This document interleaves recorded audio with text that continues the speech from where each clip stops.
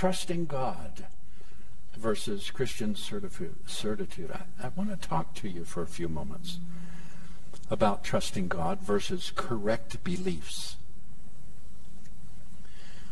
I want to talk to you about why intimacy with God is often found in dark places and in circumstances which reek with uncertainty. I want to talk to you for a few minutes about why setbacks actually step us forward into greater purpose and design for our lives. Peter Enns, great author and speaker, pastor, wrote a book called The Sin of Certainty. And I read, quote, "We are not children of a reluctant God, neither are we the children of a heavenly Father who issues divine recipes like a chef in the kitchen who tells his students, quote, 'Follow this exactly and do it exactly like the recipe, and you will get these results the same every time.'" End quote. Our faith journey or life is about trusting God, not about having correct beliefs. Equating certainty with faith is analogous to saying good behavior will make you right with God. We've long ago given up on that. We've long ago accepted that that's not the way forward. Being confident or self-assured in your way forward isn't sinful.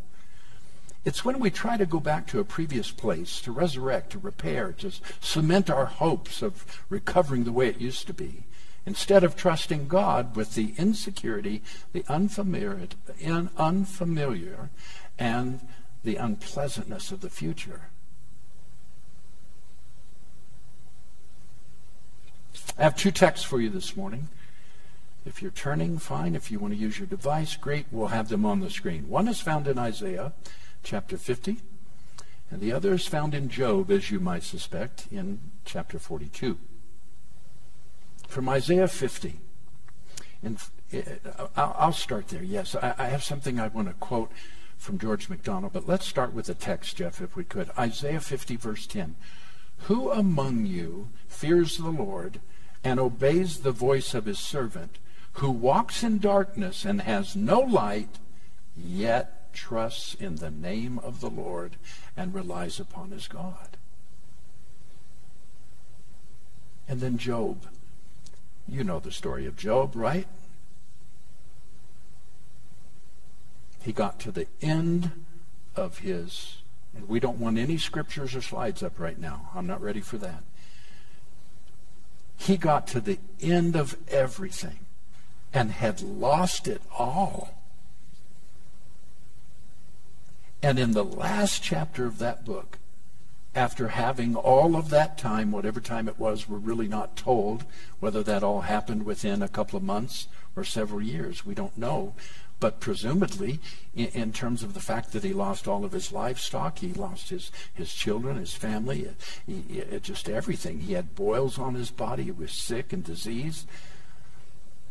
Everything had violently turned from a man who was blessed, had the hand and the favor of God upon him, to where he was. And here's what he said in the last chapter and the 5th verse. Before I knew only what I had heard of you, but now I have seen you." I wonder how many of us have our faith built on a lot of things we've heard, but not on personal experience of seeing him. George MacDonald wrote, "Do you love your faith so little that you have never battled a single fear lest your faith should not be true? Where there are no doubts, no questions, no perplexities, there can be no growth." George MacDonald. So, when is certainty sin? Well, how about a couple of examples? It's very common when there's disaster for one to say, well, where was God? And in that disaster, I always hear Christians responding with, well, if you had more faith, if you had just prayed more, if you had the correct doctrine, if you had stronger faith, how sad. How about 9/11, when terrorists took out the Twin Towers? 3,000 plus lives were lost. Where was God? Did 3,000 plus people not have good faith? Did 3,000 plus people not believe correctly? How about your own life where you've suffered significant loss?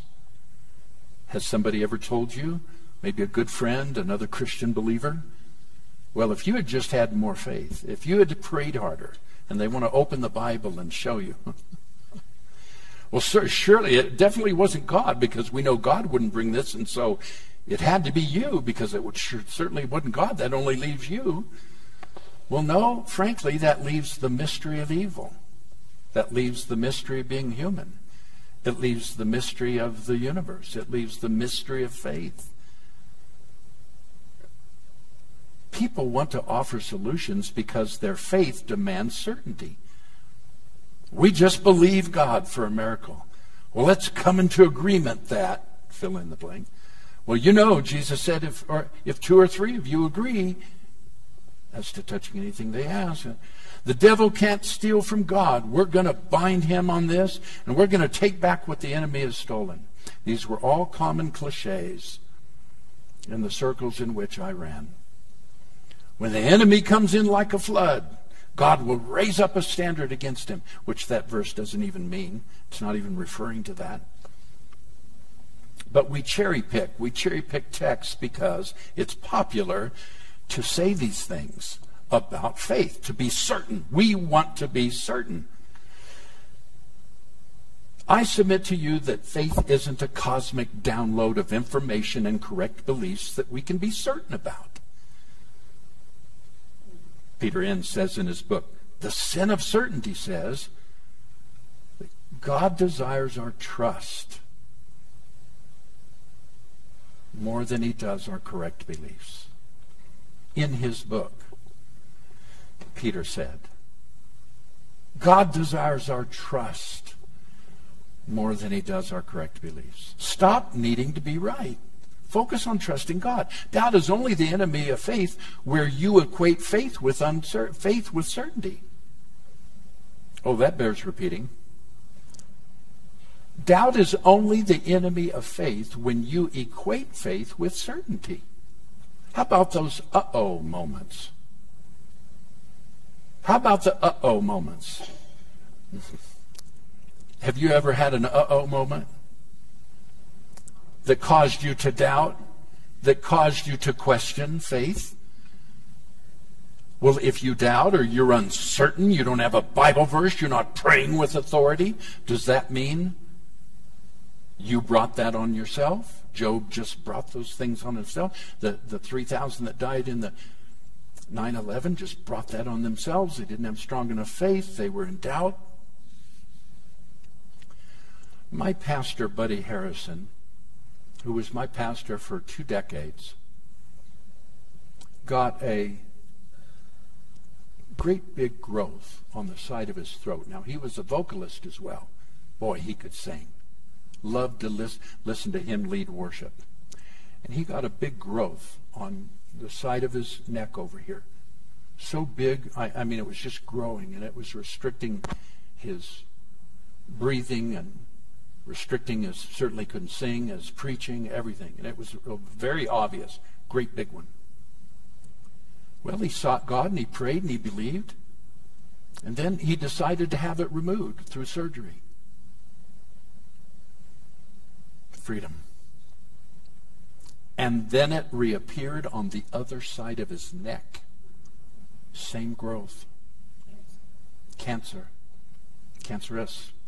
And this time, he just made a decision of, quote, faith, I'm not going to have it removed.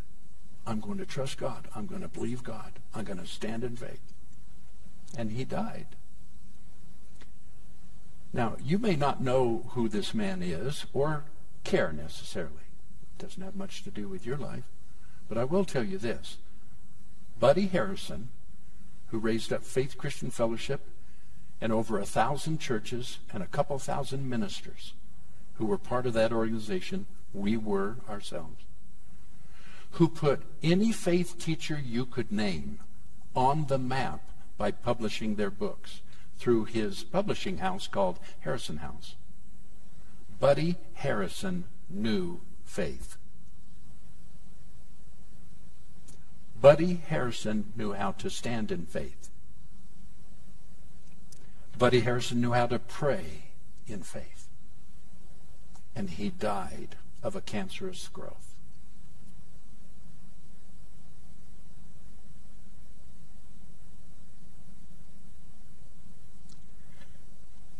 These trials, these tests of our faith, they serve to push us deeper in our faith, deeper in our intimacy with God. And your fear might be, well, I'm leaving God behind. Perhaps you're not leaving God, you're leaving how you think about God behind. These moments push us forward to a more mature faith. Being confident isn't wrong. Being faith-filled isn't wrong. It's the need to get certainty back.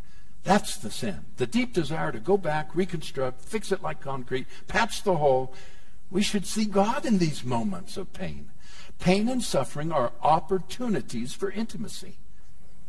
Brian Zahnd said in an article that he published a couple of years ago, quote, "Certitude is a poor substitute for authentic faith. But certitude is popular.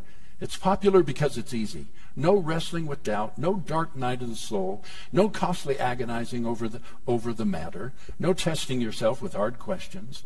Just accept a second-hand assumption or a majority opinion or a popular sentiment as the final word and settle into certainty."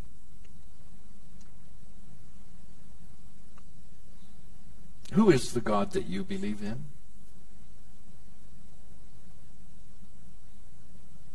Real faith is trusting God more than we do our correct beliefs.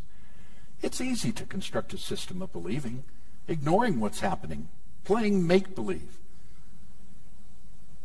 I've read of several pastors over the last several years. I'm talking about me.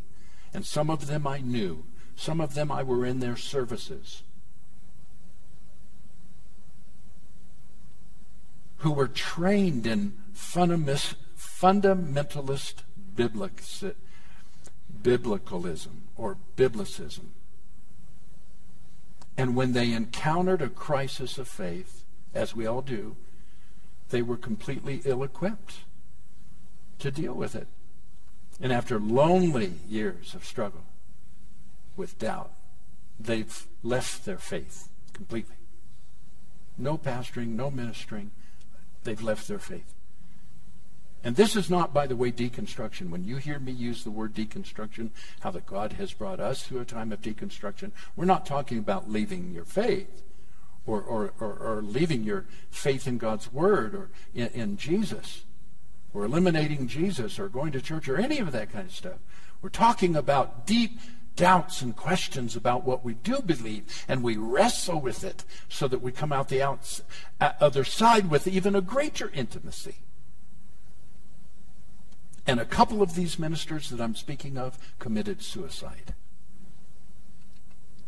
Weak faith is not doubting. Being absolute about what you believe doesn't make you a person of faith.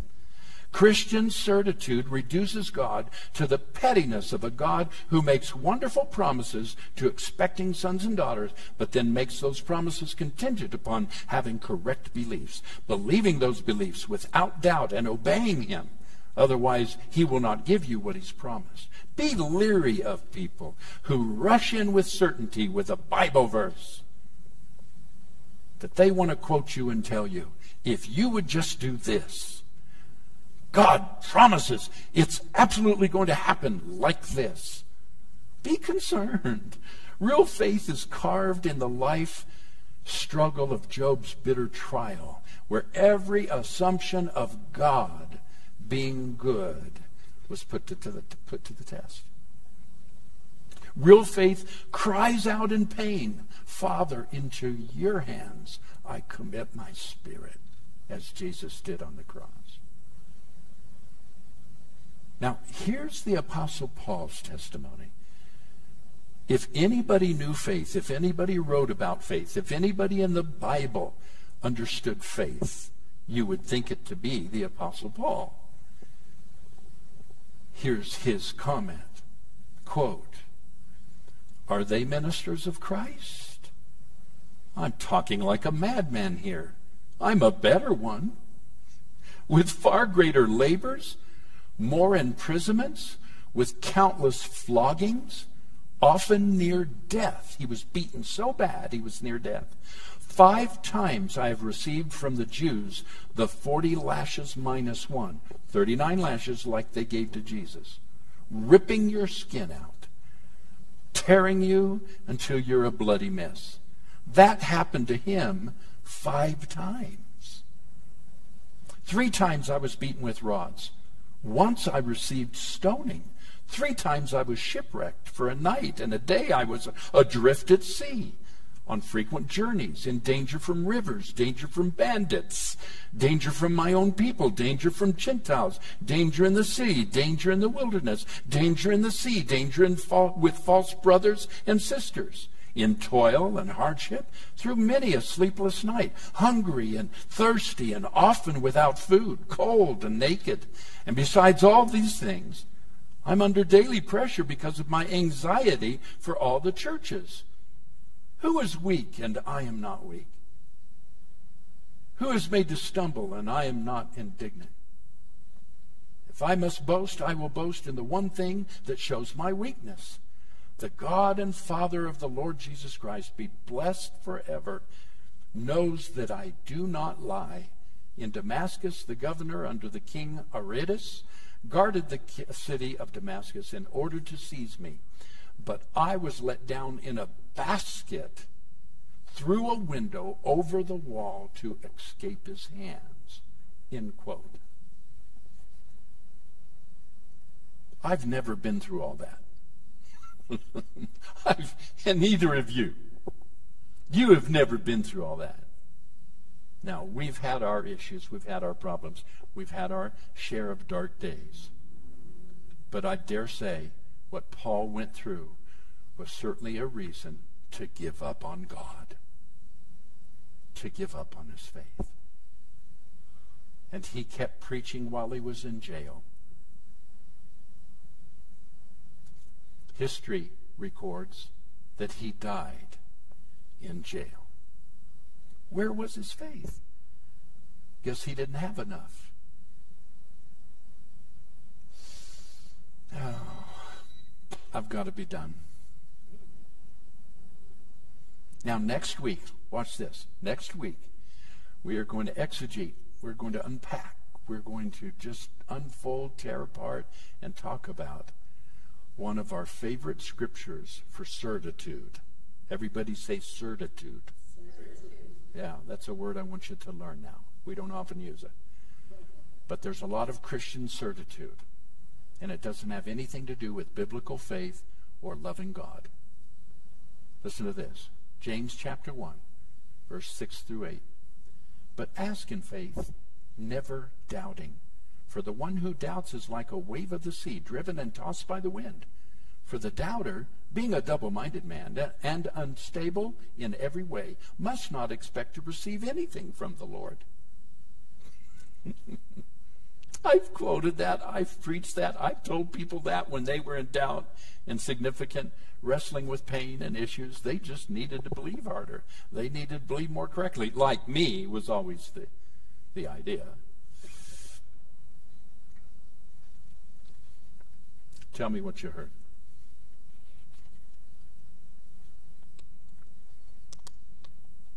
We have a microphone, and Pammy, my deaconess, is going to help us this morning. and we'll do an on-off, on-off. Okay?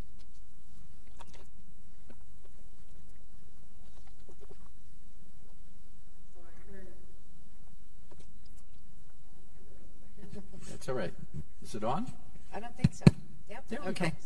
I heard that when you're going through terrible things, it doesn't mean that God isn't there and that your faith is not, or obsolete, I'll say. That your faith, it doesn't mean just because God doesn't answer the way you think he should, that he's not a loving and caring God and right there with you. Thank you. Thank you. You're right. It doesn't mean that. It doesn't mean many of the things you've been told, that you have weak faith, that you don't have enough faith, that God's distant, that God won't bless you, that answer to prayer won't happen if you don't, and that this thing that's going on in your life and the doubt that you're having, you're never going to receive, which James chapter 1 says. Or does it? Next week. All right, next. Pam stands ready. All right, I have a question up on the screen here for you. Watch this. How would you define Christian certitude? Anybody? How would you define Christian certitude?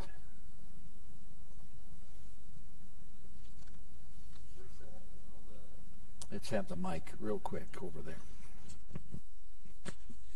First, I have to know the meaning of certitude.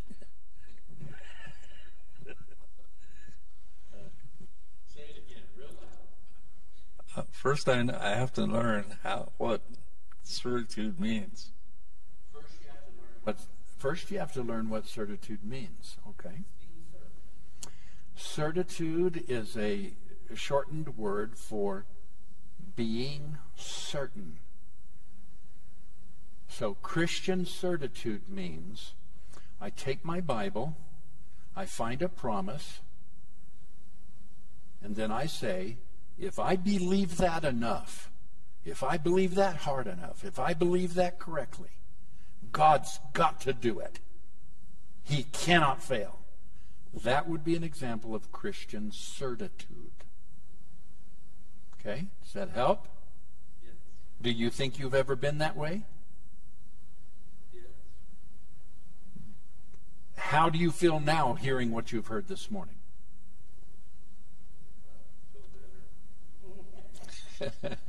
Keep him up. Say it again. I feel better. I'm not hearing him. Is the mic on? I know I can hear him, but the live stream can't. Oh, there you Say go.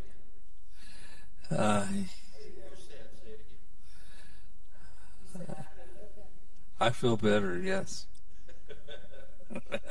Find that for me. What does I feel better mean? I just feel closer to God,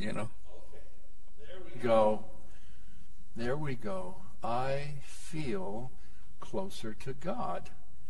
Can you have doubts and still feel close to God? I love that answer.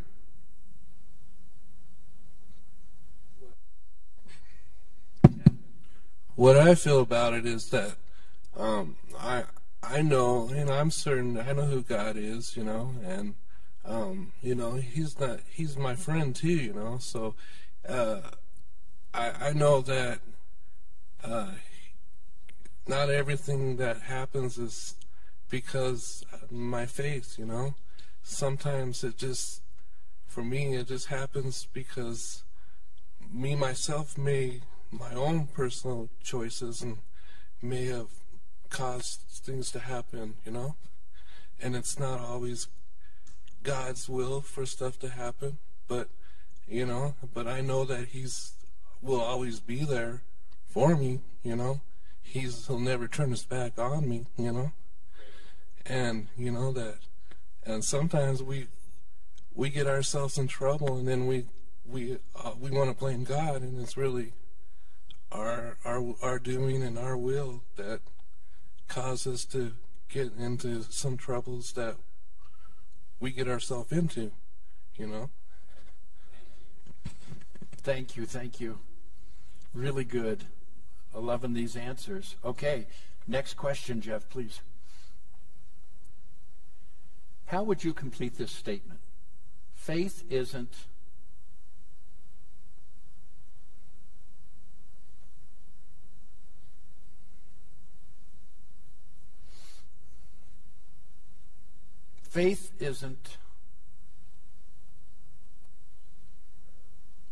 about being right.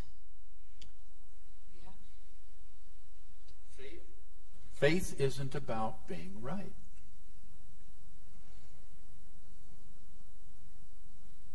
Anybody else? Can anybody think of one word we've used that would fit in that blank?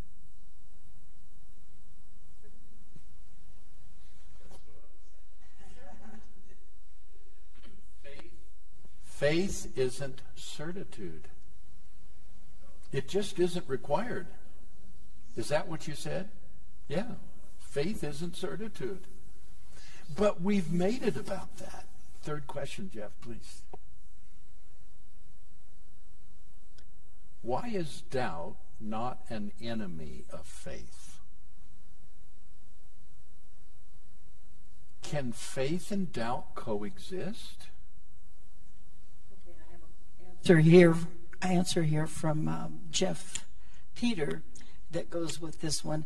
The disciples constantly doubted and questioned God or Jesus to the point of calling one of the disciples Doubting Thomas. Good one, Jeff.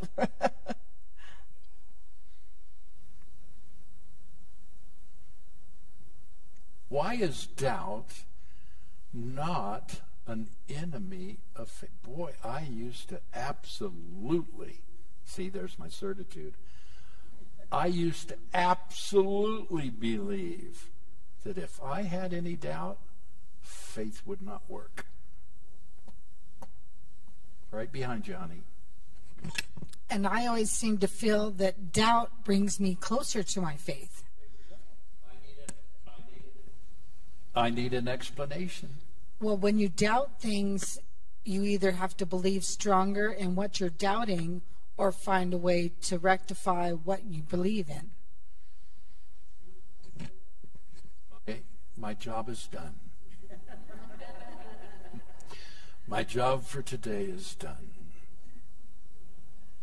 So good. So good. All right. Sweetheart.